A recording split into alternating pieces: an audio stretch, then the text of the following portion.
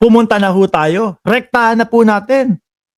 Yung kay yung dito po, mga bossing, yung kay Alan Peter Cayetano at kay Melvin Matibag na pati po yung kapatid kinakabahan na po.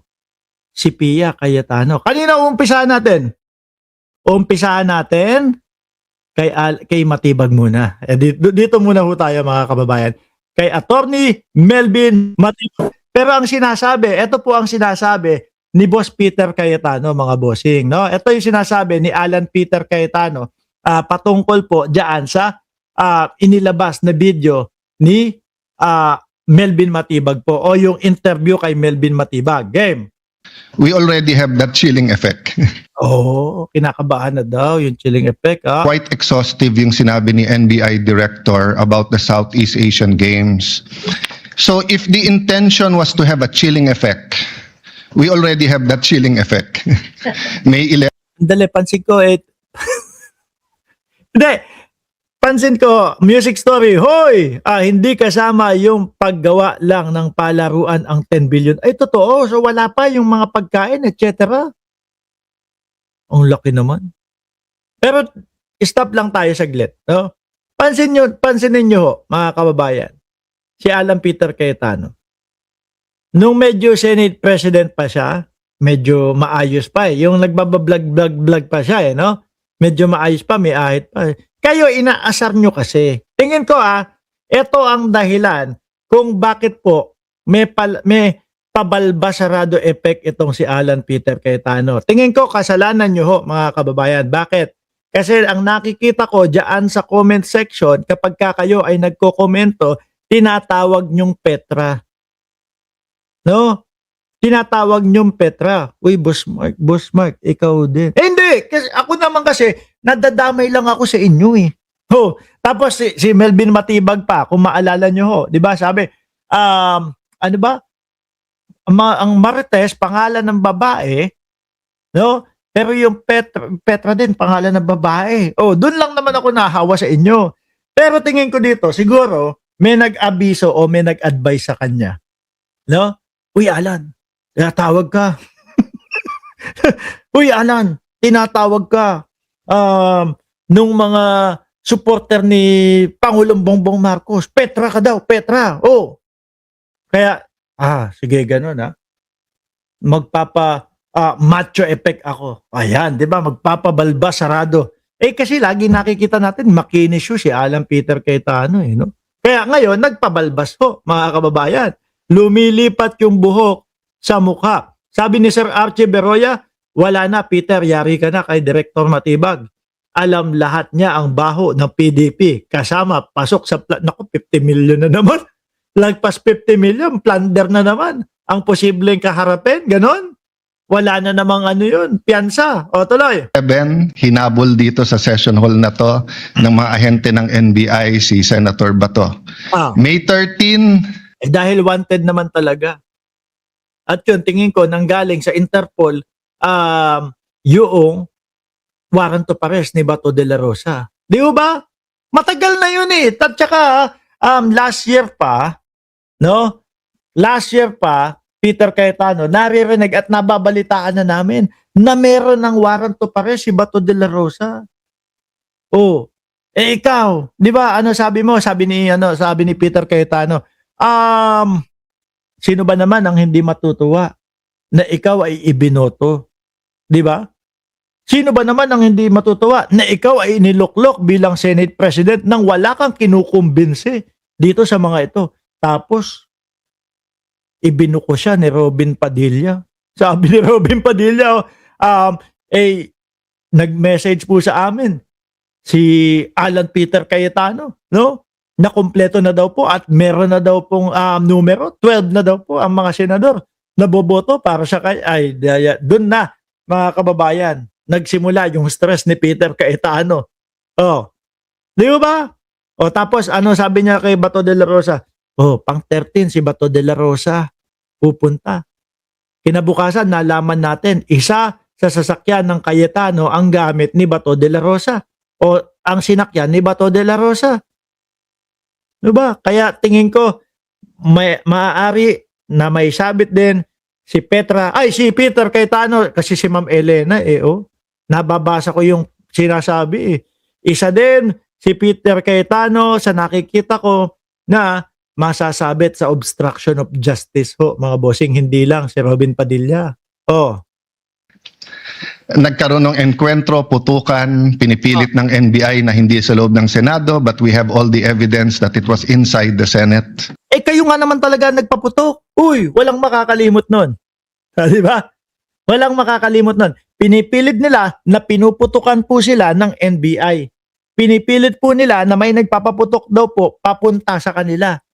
Pero ano yung natunghayan natin, nalaman natin ang katotohanan, galing kay Aplaska yung 27 warning shot. Mga bossing, sabi ni Russell Pelobello, sinungaling na naman, ibinalik pa. Mahirap nang kumbinsihin at papaniwalain ang mamamayang Pilipino diyan sa script mo, Alan. No? Alam namin ang katotohanan. Di ba? Ang katotohanan, kay Aplaska nang galing lahat ng putok. At huwag kayong magugulat, baka next month po, may kaso na din yung Aplaska. Pwedeng homicide ang maging kaso. Tingin ko lang ho, mga kababayan, ha?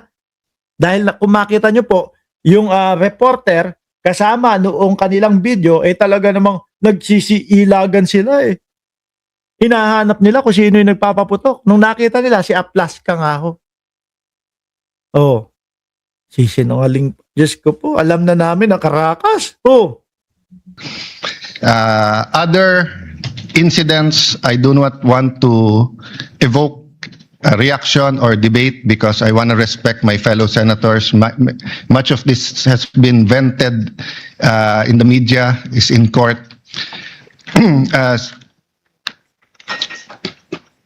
Director Matibag has promised us that he will give us a warrant issued by the ICC, has promised us that he will hold his agents na nanggulpi ng isang OSAA. Mabigat. Nakita ko parang kinakaladkad lang yung isang OSAA, pero wala akong nakitang ginugulpi. Will be the one to implement the contempt order and hold them in his office, but wala ditong natupad. So when I mentioned his name, his position the other day that it was bad taste, walang personal yan. I mean, regardless kung sinong, even if it was a secretary. Sandali. Nakarob na kulay pula o maroon. Si Peter Cayetano. Alam ko kapag ganito, impeachment ang pag-uusapan. Bakit parang tungkol sa kanya yung pinag-uusapan, no? An alter ego of the president who wrote the execution team or the defense team to say, pwede bang next week kasi... Sabi ni Ma'am Merly Belen, nakakahiya ka, Alan, talagang binanggit mo pa. Yan. Yung ginawa mo. Sabi ni Russell Pelobello, kita sa CCTV ang preparation bago nagsagawa. Totoo! Naalala nyo, nakita nyo si Aplaska nagsusuot nung parang hindi tamaan ng bala. Diba? Siya lang yung nagpe-prepare ho. Sabi ni Precious, Manda, patay ka ngayon, 10K. Mag-resign ka na lang daw. Nako, masama ang nito. Masama ang gising siguro nito, mga kababayan. Kasi, lalo na, babalik doon sa investigasyon. At sinasabi ni Peter Cayetano, sige, ready kami dyan. Handang-handa kami dyan sa investigasyon niya. Inimbestigahan na dati yan Madami na daw pong nag-imbestiga doon sa kaldero ni Alan Peter Cayetano. Ang tanong ko naman po, mga kababayan, kailan inimbestigahan yung kaldero na yan? Panahon ng dating Pangulong Duterte? Ay nako. Kung mga panahon ng dating Pangulong Duterte, alam naman natin siguro kung ano ang magiging sagot dyan. Di ho ba? My seminar, I would have said the same thing, di ba? Na, look at the gallery. Kompleto parati dyan from Congressman Ace Barbers to many Congressman Ridon. I won't name all of you, but you're busy people. But you think this is important, so you take time out and you are here. Di ba? Of course, the prosecution team, you are here. We are here. despite of many, many other important things, not only investigations, not only the flood control, not only the BIR, not only, we're also talking about the nation being prone to volcanic eruption, to yung bagyo, buti, well, nasalanta pa rin tayo ng bagyong Inday, ibang Inday. Sabi ay pag senador ka at abogado, pwede ka nang magsalita ng kasinungalingan kahit iniimbestigahan na ng mga otoridad para bang hindi na sila pwedeng galawin ng batas. O yan, napansin ka ni Luis Moro, 'di ba? Si Peter Cayetano. Ang pinag-uusapan natin dito sa impeachment. But still, we are here. So it was in good faith that I said, as an example, mukha namang masama kapag kayong isang bureau head.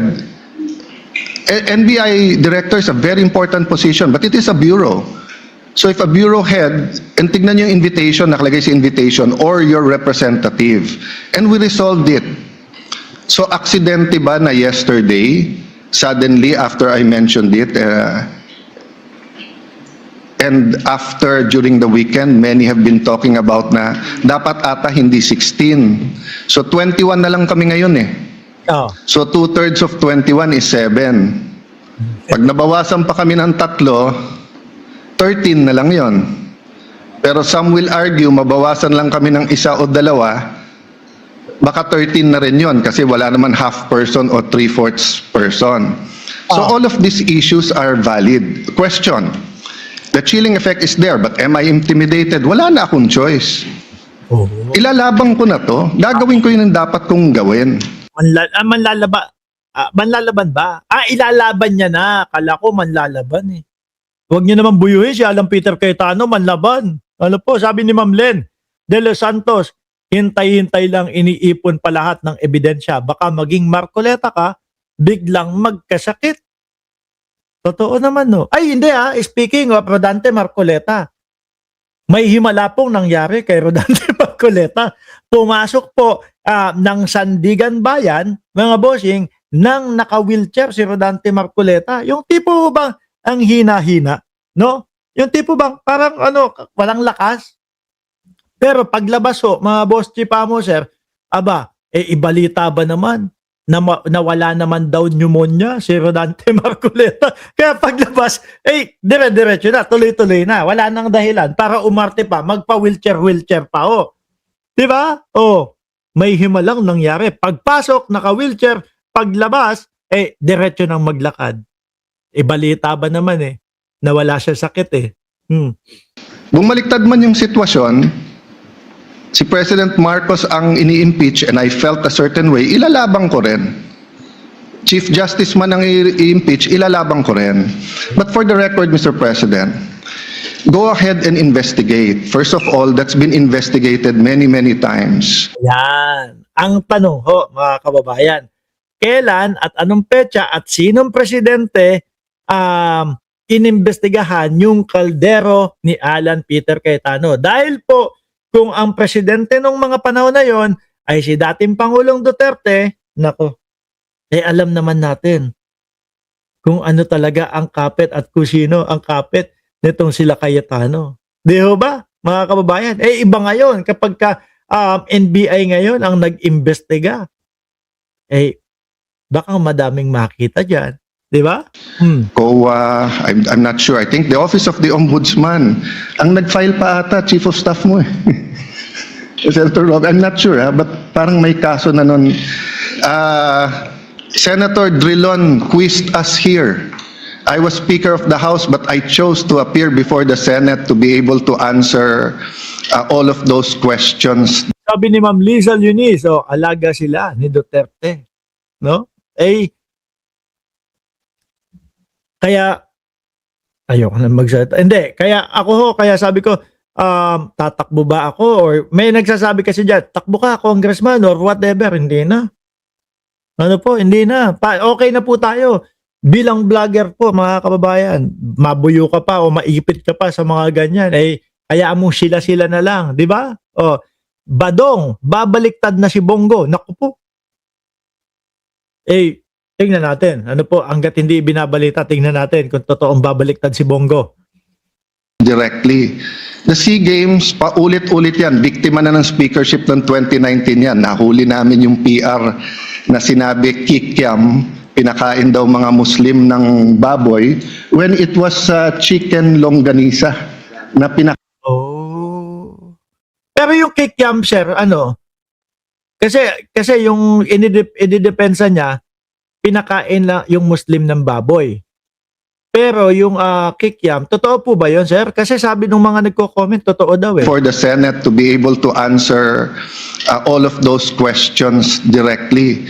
The SEA Games, paulit-ulit yan. Biktima na ng speakership ng 2019 yan. Nahuli namin yung PR na sinabi kikiam, pinakain daw mga Muslim ng baboy, when it was chicken longganisa na pinakain. Pero nasiraan na tayo sa Malaysia, Indonesia. Oh, pero hindi ko narinig na idinipensa yung kikiam.